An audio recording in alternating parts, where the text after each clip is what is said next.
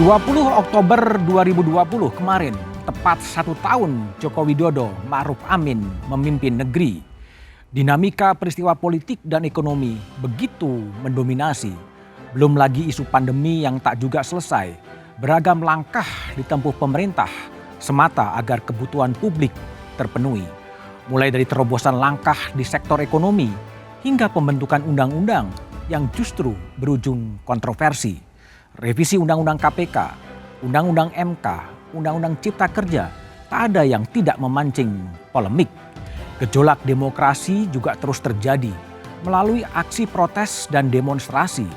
Publik tumpah ruah ke jalan menyuarakan aspirasi, menuntut keterbukaan pemerintah, menguatnya oligarki, dan kebebasan berekspresi. Yang jadi sorotan adalah gaya komunikasi Presiden Jokowi.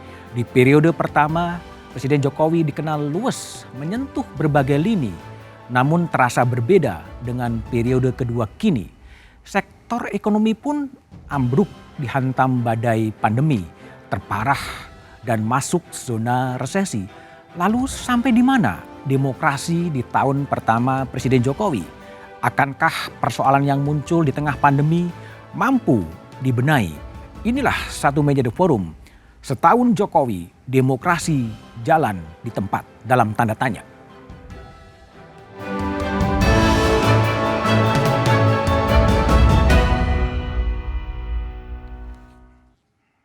Telah bergabung bersama saya juru bicara Presiden Fajrul Rahman. Selamat malam Bung Fajrul. Selamat malam Bung Budiman Danurejo, selamat malam para pemirsa juga. Ada Asfinawati, Ketua Yayasan Lembaga Bantuan Hukum Indonesia. Selamat malam Asvin. Selamat malam Mas Budiman. Kemudian ada ekonom dari Indef, Bima Yudhistira. Malam Bung Bima. Selamat malam Mas Budiman. Dan ada Direktur Eksekutif Indo Barometer Muhammad Kodari. Selamat malam Bung Kodari. Selamat malam Mas Budiman. Saya akan mengawali pertanyaan ke Bung Fajrul. Bung Fajrul, tepat setahun Presiden Jokowi dan sebelumnya ada aksi demonstrasi yang cukup besar gitu. Apa yang Anda lihat dengan resistensi atau kritik-kritik publik terhadap pemerintahan Presiden Jokowi? Adanya demonstrasi unjuk rasa ini menurut kami juga adalah ciri bahwa demokrasi di Indonesia tetap berjalan dengan baik, progresnya berjalan dengan baik. Dan kemudian ini juga semacam tanda untuk menunjukkan bahwa Presiden Republik Indonesia atau pemerintah Republik Indonesia tetap menghormati Undang-Undang Nomor 9 Tahun 1998 itu tentang kemerdekaan menyampaikan pendapat di muka umum. Di depan umum. Nah, jadi di sana kan ada menghormati hak-hak dan jelas dinyatakan bahwa kegiatan seperti unjuk rasa, demonstrasi, pawai, rapat umum, limbah bebas itu tetap berjalan sebagaimana adanya. Jadi demokrasi di Indonesia itu tetap berjalan dengan baik dan dilindungi oleh undang-undang. Dan pemerintah atau presiden tetap setia untuk menjalankan undang-undang dasar maupun juga undang-undang untuk melindungi demokrasi dan memajukan demokrasi. Kalau dilihat sebetulnya demonstrasi ini merujuk kepada undang-undang yang diprotes, undang-undang KPK dan kemudian undang-undang Omnibus Law Cipta Kerja. Apakah memang ada masalah dalam proses pembentukan undang-undang itu, Fajrul? Sampai sejauh ini, misalnya terkait dengan undang-undang Cipta Kerja itu berjalan hampir setahun lamanya, yaitu dari sejak Presiden Joko Widodo dilantik 20 Oktober kemarin. Terima kasih dukungan masyarakat untuk 1 tahun pemerintahan Jokowi Ma'ruf Amin sampai dengan bulan April ketika diserahkan kepada DPR dan dari DPR diolah bersama dengan pemerintah dan juga para pihak, semua unsur-unsur masyarakat, dan kemudian baru dirapatkan paripurna pada bulan Oktober tadi. Jadi kalau mengikuti semua jadwal tersebut maupun juga pertemuan-pertemuan yang dilakukan unsur pemerintah maupun unsur-unsur dari DPR, semuanya sebenarnya berjalan dengan baik.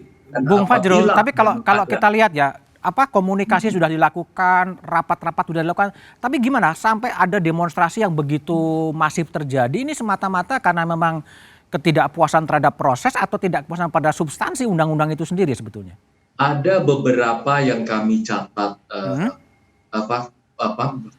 beragam pendapat dari masyarakat, karena tentu saja Omnibus Law ini tentu saja banyak sekali para pihak yang akan terlibat di dalamnya. Di awalnya saja hampir 15 klaster undang-undang, dan yang terakhir tersisa 11 klaster undang-undang. Tapi pada intinya adalah sebagaimana juga disampaikan oleh misalnya seperti Menko Polhukam, kemudian juga dari pihak DPR, para pihak itu sebenarnya sudah terlibat dalam upaya untuk membicarakan apa yang terjadi di dalam Undang-Undang Cipta Kerja. Termasuk sejumlah perubahan yang terjadi di dalamnya, misalnya klaster berubah dari 15 menjadi 11, termasuk misalnya klaster pendidik, itu adalah upaya untuk mendapatkan masukan dari para pihak, lalu kemudian ada perubahan di dalam. Jadi kita bisa melihat bahwa dinamika dari perubahan dari undang-undang itu sendiri mencerminkan bahwa pemerintah maupun DPR sebenarnya terus-menerus berupaya untuk mengambil, menerima masukan dari para pihak masyarakat. Bung Fajrul, kalau kita lihat pada jajak pendapat yang dilakukan oleh Kompas ya, mungkin Kodari juga nanti punya hasil survei yang berbeda soal tingkat kepuasan kepada pemerintah, kepada Presiden Jokowi, yang puas itu sangat puas 5,5 dan puas 39,7, yang tidak puas cukup besar 46,3. Gimana Anda merespon? Tapi tingkat keyakinannya cukup besar. Gimana Anda merespon persepsi publik itu? Ya, saya melihat kalau kita tambahkan saja ya, yang antara yang sangat puas dengan yang puas, itu jumlahnya sekitar 45,2, kemudian yang tidak puas itu sekitar 52,5. Tetapi kalau kita melihat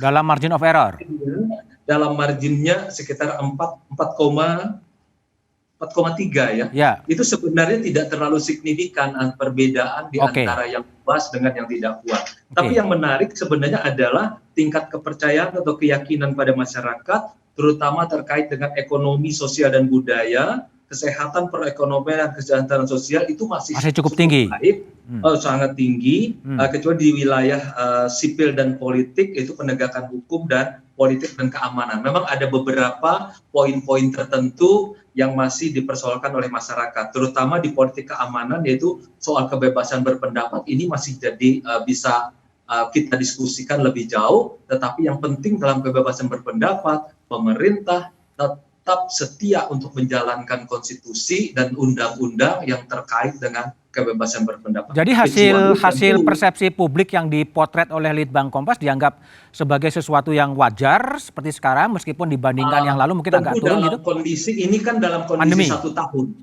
Kami kan bekerja dari bulan Oktober sampai dengan Maret, itu sekitar 5 bulan, baru kemudian harus menghadapi kesulitan, yaitu pandemi yang terkena ke seluruh dunia. Jadi ini sebenarnya cukup memadai, artinya pendapat dari masyarakat, dan tentu kami berterima kasih dalam soal ekonomi, sosial dan budaya, terutama kesehatan itu 66,3%, perekonomian 64%, itu sangat meyakinkan kerja pemerintah sebenarnya. Baik Bung Fajrul, saya ke Asvinawati. Asvin, jadi apa evaluasi Asvin terhadap setahun pemerintahan Jokowi Ma'ruf khususnya di bidang politik dan hukum?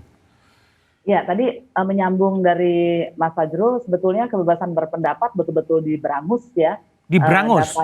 Iya, betul. Itu sebenarnya sudah tampak sejak aksi PP pengupahan tahun 2015 dan terus berlanjut hingga May Day 2019 dan terakhir di 2020 semakin parah. Diberangus di mana, Aswi? Ya, ada gejala-gejalanya adalah penangkapan dan kekerasan gitu ya. Bahkan 28 jurnalis mengalami kekerasan. Ada pengacara juga dipukul karena mencoba mendampingi, akses pendampingan itu dihambat gitu ya. Jadi seluruh laporan yang saya terima, nyaris semua pengacara tidak bisa bertemu ketika datang, saya mau mendampingi orang yang ditangkap, itu tidak bisa. Gitu. Ada yang harus bermalam besoknya. Dan ini betul-betul tidak konstitusional. Apa alasannya pendampingan tidak diperbolehkan? Hanya ada satu alasan biasanya secara internasional, karena korbannya sudah babak belur dan karena itu harus ditemui nanti setelah lukanya agak sembuh. Gitu. Dan data kepolisian sendiri mengatakan 5.198 peserta aksi ditangkap gitu ya, tapi yang kemudian diproses hanya puluhan. Ini artinya ada penangkapan sewenang-wenang, penangkapan bukan untuk proses pidana karena kemudian alat buktinya tidak cukup, harus dilepaskan. Artinya ditangkap untuk apa dong? Dan itu Tapi sebetulnya Bung Aswi, Mbak Aswi, tapi kalau Fajrul kan mengatakan bahwa klaim bahwa demokrasi masih tegak lurus, kemerdekaan menyampaikan pendapat masih dijamin. Tapi kan yang ditangkap mungkin karena melakukan kekerasan. ada banyak orang ditangkap sebelum sampai ke tempat aksi. Bagaimana bisa Oh. melakukan kekerasan? Kalau sampai ke tempat aksi saja belum. Dan menurut saya ada perbedaan. Itulah perbedaan antara ilusi atau jargon dengan kenyataan. Mana yang ilusi nih? Kenyataan itu ada faktanya, ada korbannya, ada yang mengadu. Kalau ilusi atau harapan atau cita-cita, dia bisa berupa sebuah pernyataan tanpa dasar faktanya. Oh, jadi kalau memang pendemo itu dihambat kalau dengan alasan mencegah pandemi gimana? Pertama begini, kalau soal pandemi kan ada data bahwa ada klaster perkantoran, begitu ya. Dan kita dengar waktu sebelum melakukan aksi, ada ancaman untuk mempidana orang yang aksi di beberapa tempat juga dipanggil. Kalau begitu menteri-menteri yang mengedarkan kewajiban untuk hadir berapa persen dan kemudian mengakibatkan klaster baru sudah terbukti harus dipidana juga dong kalau dengan menggunakan logika itu. Kan tidak terjadi. Dan masalahnya orang-orang yang ditangkap, ya ada orang-orang yang ditangkap sebelum aksi, diperiksa, dites itu positif, kan kita tahu. Dia belum ikut aksi, berarti dia positif bukan karena ikut aksi. Dia sudah ada sebelumnya. Jadi klaster itu kan jadi pertanyaan, itu adalah upaya untuk mencegah penyampaian pendapat. Dan di berbagai negara penyampaian pendapat di masa COVID juga ada asal mempraktekkan protokol kesehatan. Jadi bukan hanya resesi ekonomi, resesi demokrasi juga ya, Asfi? Betul, kita turun terus dari tahun ke tahun dan itu juga dikonfirmasi oleh berbagai indeks kan yang ada dilakukan oleh berbanyak lembaga. Demokrasinya juga mengalami resesi. Ya, hampir di titik nol ini. Di titik nol? Hampir. Kalau diterus-teruskan, karena kami melihat prosesnya itu turun terus dan secara gradual gitu ya. Artinya dia ada sebuah pola, tidak fluktuatif gitu. Artinya ada sebuah keseriusan gitu menurunkan, entah itu berupa sebagai habit, atau saya melihat itu sebagai kebijakan. Oke, baik. Bung Fajrul, nanti akan saya minta tanggapan dari pendapat dari Aswin yang mengatakan bahwa demokrasi Indonesia ini menuju ke titik nol. Tapi jawaban Fajrul setelah jeda berikut ini.